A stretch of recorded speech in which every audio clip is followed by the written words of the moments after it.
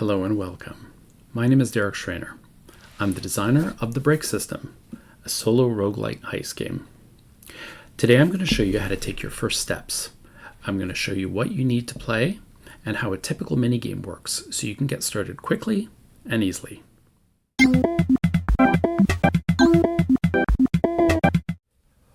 Okay, so when I did my reveal of the Break System, this combination sort of tutorial and rulebook for the Break System game, I alluded to the fact that there were multiple ways that you could play this game.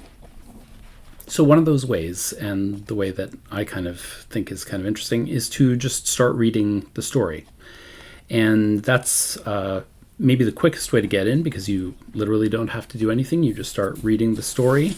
And as you go, you see these outlines that I call note boxes. And whatever they outline are almost like meta text. They describe the rules or the systems underpinning actions and character sort of motivations in the book. And you see elements of the game sort of juxtaposed or sort of interposed with parts of the story. So, for example, if you've got a section where you are, for example, choosing where you want to, do your heist, where you want to set the scene, it will describe how you choose these things in the game. And meanwhile, the characters are doing those same things from their perspective, right? Or whether it's that they are trying to hire someone. How do they hire people? Well, you see the process of them hiring someone, and that's sort of almost fictionalized. Meanwhile, it's explained in these rules how that would work in terms of a game. So as you go through and you do things like, car chases, or you do breaking into a vault, or lock picking, or trying to escape from someone, or something like that, it shows you how the game would be played if you were to play it on paper. Now that's probably the quickest way to get into it, but what that does is it gives you the game as if it were a mission. And the game can be played in a few different ways. So one sort of scale of gameplay is the mission level, which is a bunch of mini games strung together.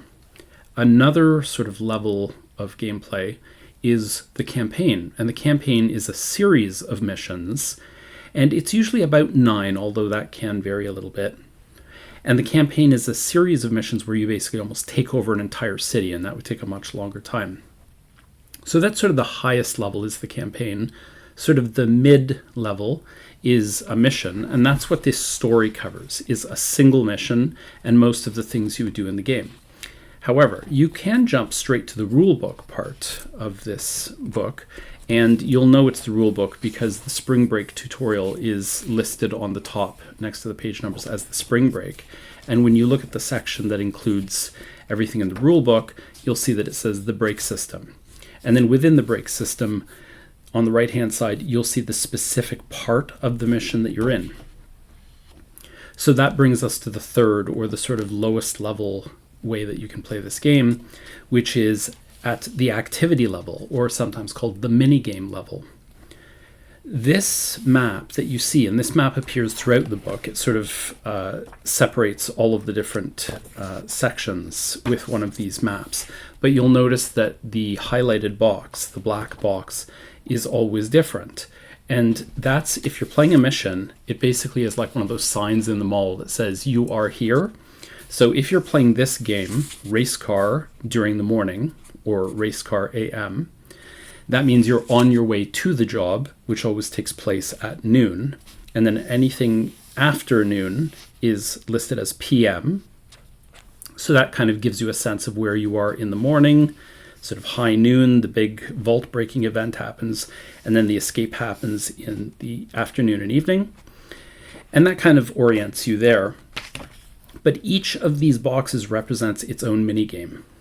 And that brings up something that I wanted to mention. Whenever I'm playing video games specifically, and I tend to really like role-playing games, or games that are quite long, and I can't play them in just one sitting. I have to leave them, stop them, save my game, come back to them later.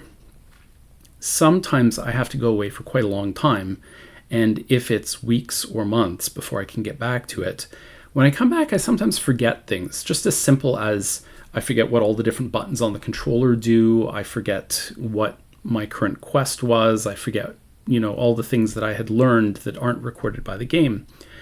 So when I designed this, what I deliberately wanted to do was for each of these to be their own sort of standalone activity, each of these games. So some of the games might be about targeting a particular location, and I call that radar. Or Rotator is a negotiation game. It simulates a debate between you and the person that you're making a deal with. Or Race Car is a racing game.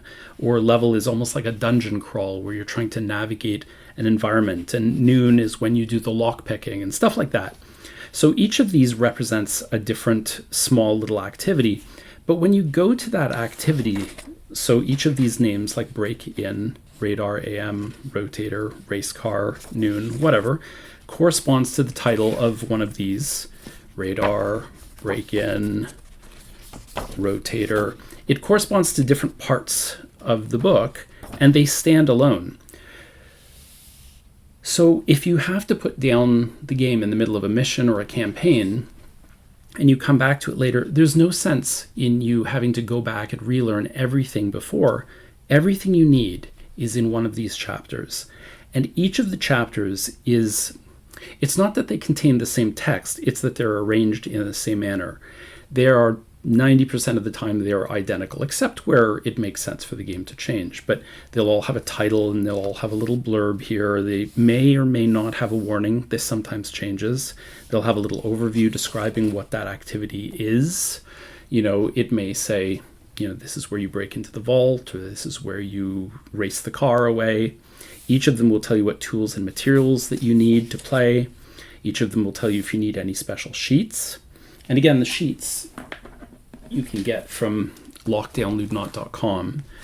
And if you download these, you can print them out larger than they appear in the book, and you can write in them or reuse them. I personally put them in these cellophane sheet sleeves so that I can just write on them with an erasable marker, and then I can sort of reuse them instead of throwing away lots of pages. Now, this one is called the Strategic Campaign Sheet, and this one you would use if you're playing at the campaign level. That's the very long-term sort of adventure. Another one that I've just got on the back of it here is called the Tactical Mission Sheet, and this may look somewhat similar, but this is actually at a lower level. This is the mission level, and I'm only going to be playing at the level of a game. So I wouldn't necessarily even need that. All I might need is just a piece of scrap paper here. I just make my own pads here with, used letters that I get, junk mail and advertisements and stuff, and just a pencil, eraser, some dice here, some six-sided dice. You probably only need one six-sided die for most games. But once you understand how any chapter works, they're all laid out the same way. So once it tells you what sheets you need, then you can look at the rules. If you're playing each game as just a standalone minigame, you could probably just look at what you need and jump straight to the rules. You don't have to worry about things like the mission sheet for wider context or the strategic campaign sheet for the even wider adventure. You just need to know, what do I need to play and what are the rules to jump into? Of course, there are other things too. This first break-in chapter is kind of optional, and once you've read it, you can just jump to the next one, which is called Radar AM in Future, or you can read it again as a refresher. But this chapter kind of sets you up for how to play the game, but it also models what all of the other chapters look like and how they work. So it will explain things like this is usually where an image goes after the rules, and here's how it works, and here's how they're set up, and here's how to use them. There come summaries. The summaries will give you sort of a high-level view just to refresh your memory of all the rules. There are some reminders about things that are particularly important. Set the record straight is important mainly if you're playing the mission or the campaign. It basically means before you're done, before you leave this chapter, here's some things to be sure that you've noted down on your sheets. The next steps is, okay, I'm done here. I finished racing my car. I escaped from people that were chasing me or whatever. Where do I go from here? And then next steps will usually either tell you, you go here or you go there, depending on what bullet fits your situation. And then there's usually a glossary. These glossaries can be activity glossaries, which are just specific to one particular chapter, or it might be the common glossary, which is near the end of the book. If you go to the end of the book here, you'll see the common glossary, and it just has all of the different terms arranged in alphabetical order. And anytime you see one of these terms appear for the first or second time in the either the tutorial story or in the rule book itself, the first time it appears, it may be say level table here is in bold. I don't know if you can see that, but that means that it has a glossary entry. So you can go back here, and if you ever want to look up level table, you can do that, and it will explain to you what a level table is. Anything that appears in the common glossary are terms that are useful for the entire book, and things that appear in the specific chapter glossaries are just for that particular chapter. And again, these are optional. These are things that if you just want more information, you can look them up.